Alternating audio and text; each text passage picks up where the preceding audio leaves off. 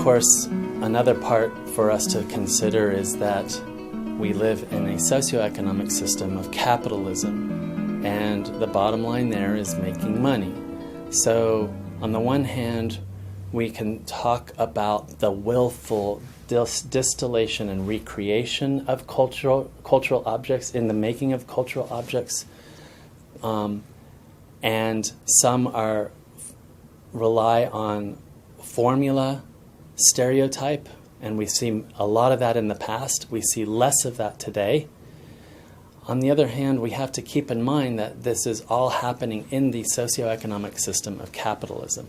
Now, capitalism works with the bottom line of making money, and we as Latinos have, since that early 19th century, increasingly become an urban population.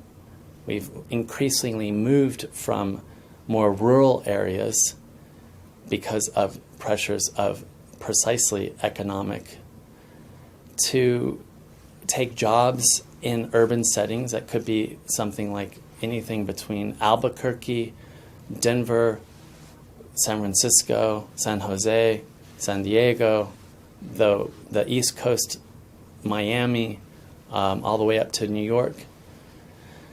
And with this urbanization has come the growing of different tastes for different kinds of cultural objects, but also the capacity to buy cultural objects that are being made, right?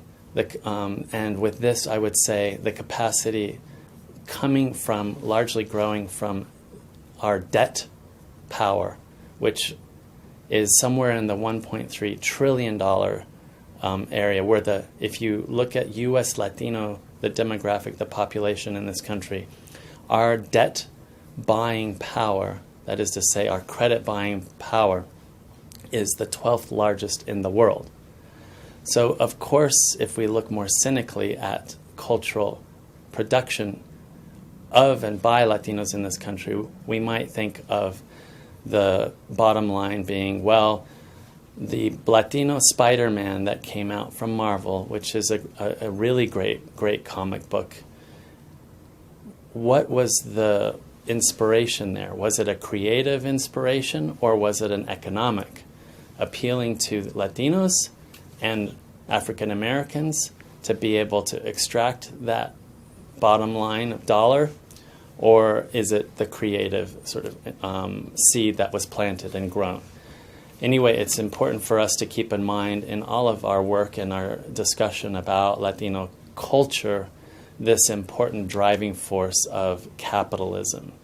And sometimes the driving force of capitalism results in excellent products, cultural objects that are a willful distillation and recreation of Latinos, as we are in this country and as we are constantly changing in this country. And sometimes they fall flat, like the original Vibe, for instance, that spoke in that broken English. What you doing, right? As he says in many of his panels.